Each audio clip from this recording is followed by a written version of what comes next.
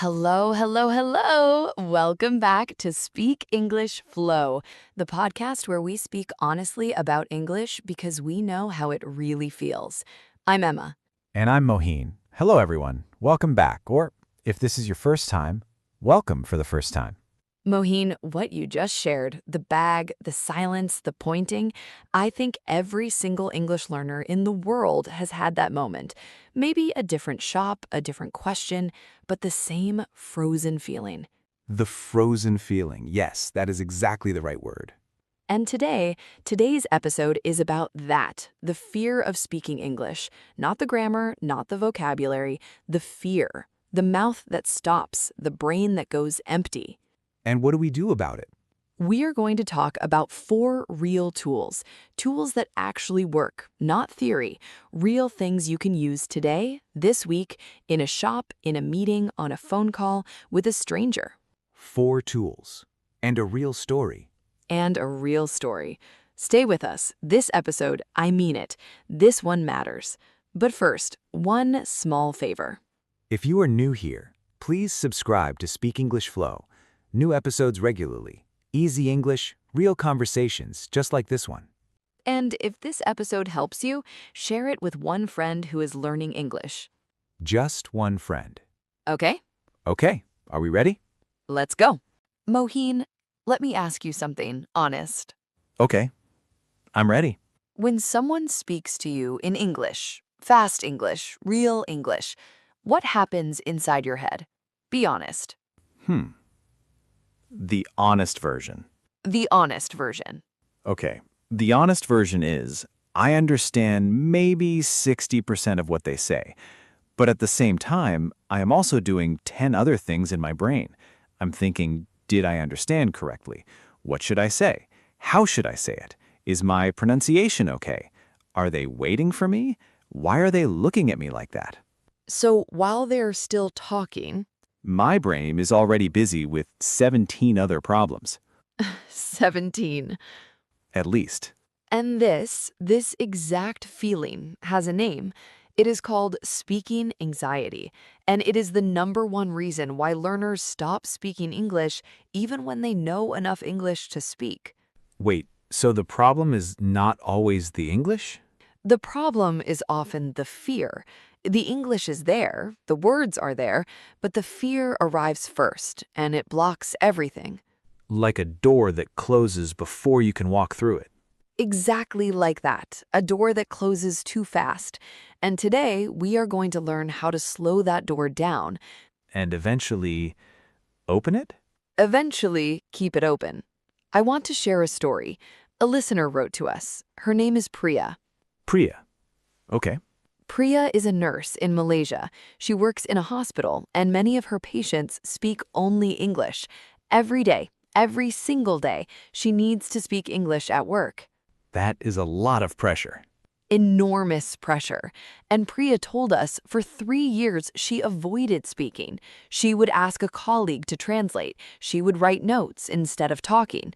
She would smile and nod and hope the patient understood. 3 years? 3 years of avoiding.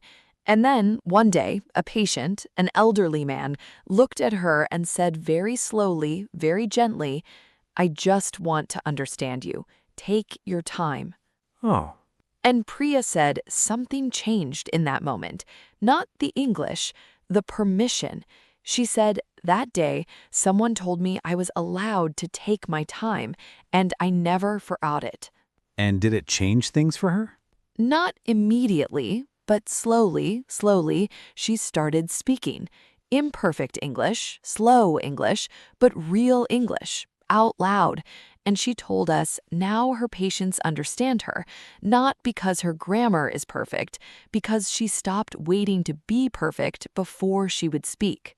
She stopped waiting to be perfect. She stopped waiting. And that is the first lesson before we even begin. You do not have to be perfect. You have to be present. Present, not perfect. Present, not perfect. And today, we have 4 tools that helped Priya that can help you. 4 tools from real experience. Let's go.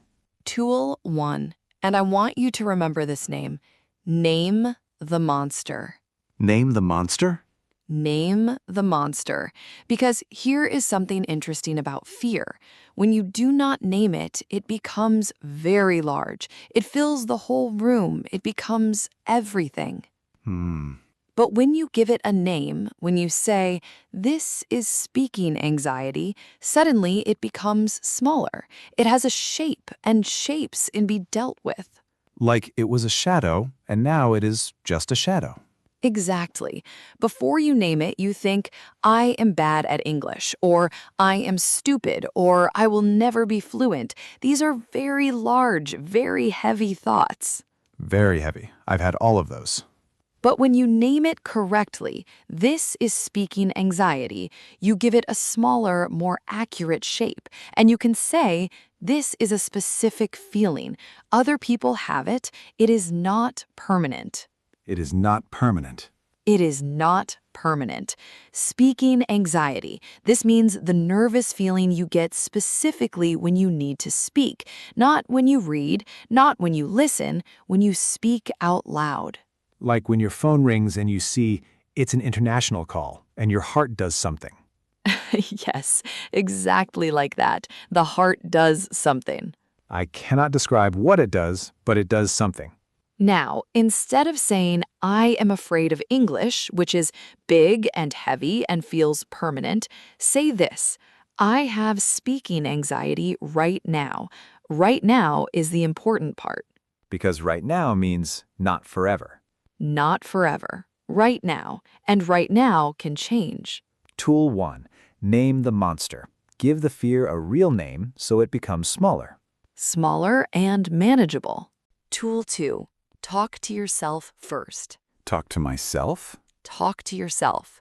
Before you speak to anyone else, practice alone. Like in my room? In your room, in the bathroom, in the kitchen while you cook. Out loud, real sentences. But is that not a little strange? It is very strange. It is also very effective. My family will think I am having a problem. Your family will think you are studying English, which is true. Also true. Here is why this works. The fear of speaking comes partly from the fear of being watched. Someone is listening, someone is judging, someone will see your mistake. Yes, that is a big part of it. But when you speak to yourself, no one is watching. There is no judgment, no correction, just you and the words. And what happens is you begin to build a quiet familiarity with English speaking. The words start to feel less strange in your mouth. Less strange in your mouth. Like you are training your mouth privately before the real match. Perfect metaphor. It is exactly like a footballer who practices alone before the game. The game is real, the crowd is real, but the legs already know what to do because they practiced. So the mouth needs to practice too. The mouth needs to practice too. Speaking is physical. Your mouth, your tongue, your breath, these are muscles. You train them privately, then they work when you need them. I actually did this once. I had a phone call coming, a work call in English, and the night before, I spoke to myself for maybe 20 minutes, just practicing what I might say. And the call? The call was not terrible. Not terrible is a win. Not terrible is absolutely a win. Instead of saying, I need to study more before I can speak, say this, let me speak now alone and grow from there. Because studying more will not fix speaking anxiety. Speaking more will fix speaking anxiety. Speaking more, even if it's just to myself. Especially then. Tool 2, talk to yourself first. The private gym for your mouth. The private gym. I love that. Tool 3, ready? Ready. The bridge word. The bridge word. The bridge word. This is practical, very practical, for the moment when you are speaking and suddenly the next word is gone. Oh, that moment. I know that moment extremely well. That moment when you are in the middle of a sentence and the word disappears and the silence starts and the silence gets louder and you panic. The silence gets louder. That is exactly true. A bridge word is a word or phrase that buys you time naturally without sounding strange while your brain finds the missing word. Like a bridge between the last word and the next word. Exactly. A bridge. You are not stopping, you are not giving up, you are just crossing. What are some bridge words? Simple ones. Here. And what I mean is, actually, let me say that differently. How do I say this? You know what I mean, like, and basically, Wait, how do I say this? That is a real thing people say? native speakers say it constantly. It is completely natural. In fact, when a learner says, "How do I say this?" most listeners find it charming. They want to help. I always thought saying that would make me seem, I don't know, less fluent.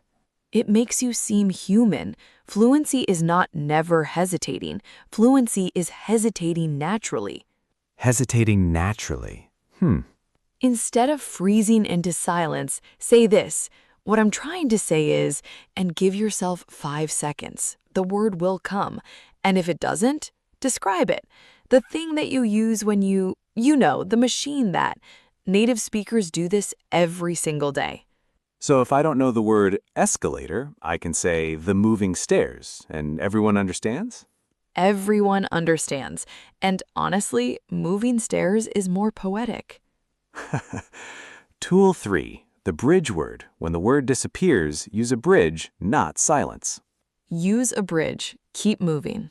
And tool 4. This is the last one, and I think it might be the most important. Okay, I'm ready. Walk next to the fear. Walk next to it? Not through it, not away from it, next to it. Let me explain. There is a common idea, you might have heard it. Face your fear. Conquer the fear. Beat the fear. Destroy the fear. Yes, I have tried this. Many times. And? The fear did not receive the message. The fear did not receive the message. No, it never does, because fear is not an enemy. It is more like a shy cat. A shy cat. Think about it. You have seen a shy cat. If you walk toward it fast, it runs. If you make a loud movement, it runs. But if you sit very quietly and you do not look directly at it, it comes closer, on its own. And the fear is the cat. The fear is the cat. You cannot chase it away, but you can stop chasing it and just walk next to it. You say, "I feel this fear. It is here, and I am going to speak anyway. Not because I'm brave, because I choose to move." I feel the fear, and I move anyway. Not without the fear, with the fear. With the fear, next to it. That is the whole shift. The goal is not to feel no fear. The goal is to act even when the fear is still there. And slowly the fear gets smaller. Slowly, not in one day, but with every step, every real conversation, you collect evidence. I did it. I did it again. It was uncomfortable, but I did it.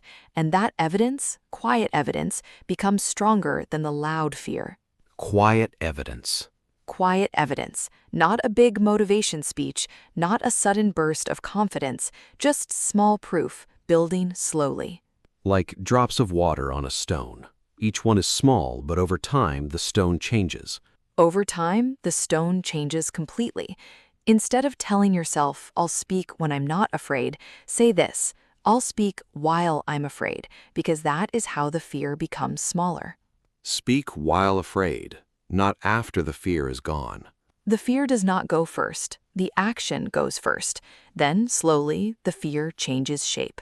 Tool 4. Walk next to the fear. Don't try to destroy it, just keep moving beside it. Keep moving beside it, every time. Before we go to our word tour, I want to give you something very practical, something for the exact moment when someone asks you about your English or your experience and your mind goes blank. The blank mind moment. Yes, I know this personally. These are 5 sentence starters, 5 ways to begin when you do not know how to begin. Because sometimes the words are inside me, I just cannot find the door. Exactly, and these are the doors. Ready? Ready. Starter 1. To be honest, use this when you want to give a real answer, not a polite one.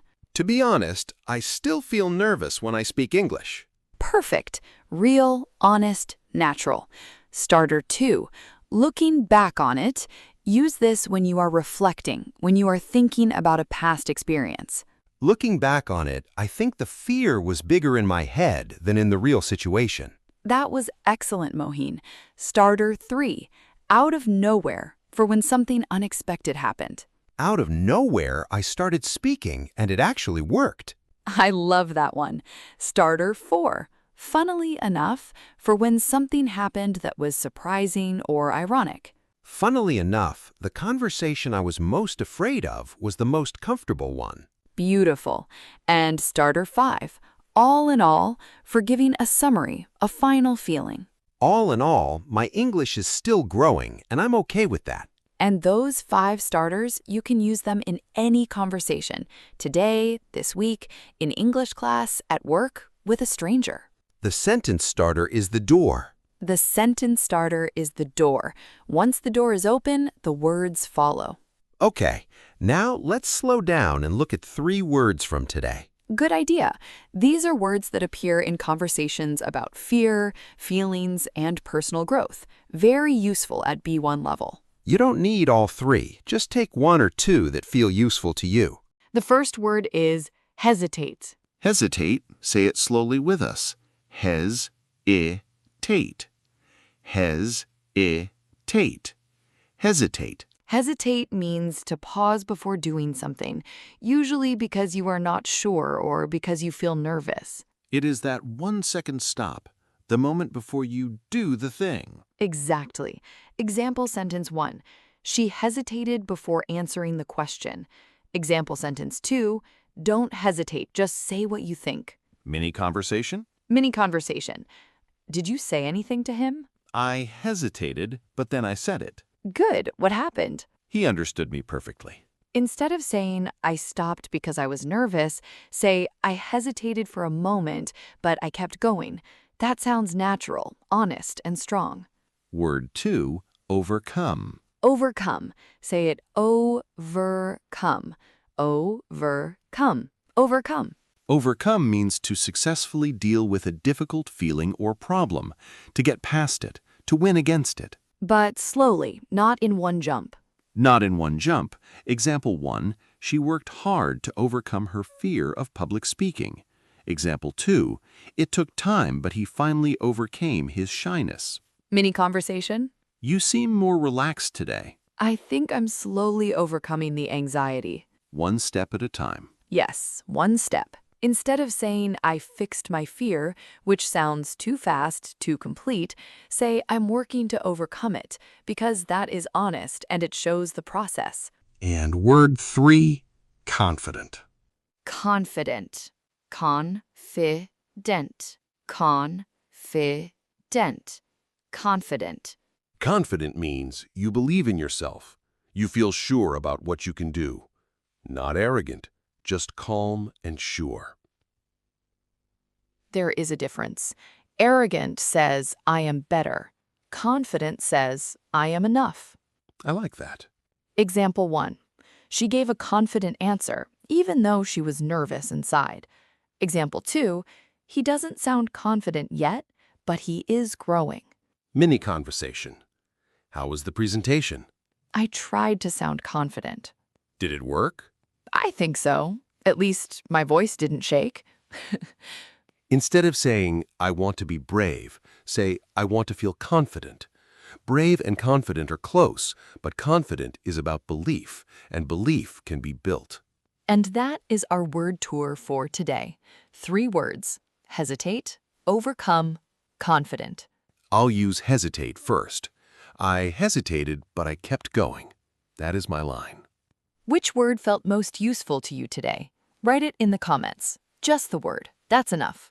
Okay, let's go back. Let's remember everything. Good idea. Tool 1. Tool 1. Name the monster. Give the fear a real name. Don't call it, I'm bad at English. Call it, I have speaking anxiety right now. Right now, not forever. Perfect. Tool 2. Tool 2. Talk to yourself first. Speak alone, out loud, before you speak to others. The private gym. Train the mouth privately so it works when you need it. Tool 3. Tool 3, the bridge word. When the next word disappears, don't go silent. Use a bridge. What I mean is, how do I say this? Keep moving. A bridge is better than silence. And Tool 4. Tool 4, walk next to the fear. Don't try to destroy the fear. Don't wait for the fear to go away. Just walk beside it. Act anyway. And every time you act, you build quiet evidence, small proof that you can do this. Mohin, that was perfect. That is a small win. That is definitely a small win. Can I say something important just for a moment? Of course, please. If you are listening to this and you have felt what we described today, the frozen mouth, the empty brain, the running away from a bad question, I want you to know something. You are not weak. You are not failing. You are someone who cares about communicating well. And the fact that you care, that is already a form of courage. The fear is real. I am not going to tell you it isn't. But fear does not mean don't. Fear means this matters to you. And things that matter are worth moving toward, even slowly, even imperfectly. You found this video. You listened. You are still here. That is everything. If my mouth can move, yours can too. I promise. We believe in you. We really do. Before we go, your homework. Easy homework, I promise. Go to the comments, complete this sentence. The moment I felt most afraid to speak English was when... For example, the moment I felt most afraid to speak English was when my teacher called my name in front of the class. Or the moment I felt most afraid to speak English was when I answered the phone and couldn't understand the first sentence. One sentence. That is the whole homework. One sentence, and then read the other comments because you will see you are not alone, not even a little bit. We read every comment, every single one. Please subscribe to Speak English Flow if you haven't already. New episodes regularly. And share this episode with one friend who needs it today. Just one. Goodbye, everyone. Thank you for being here. Goodbye. Thank you for listening. We will see you next episode. Bye-bye.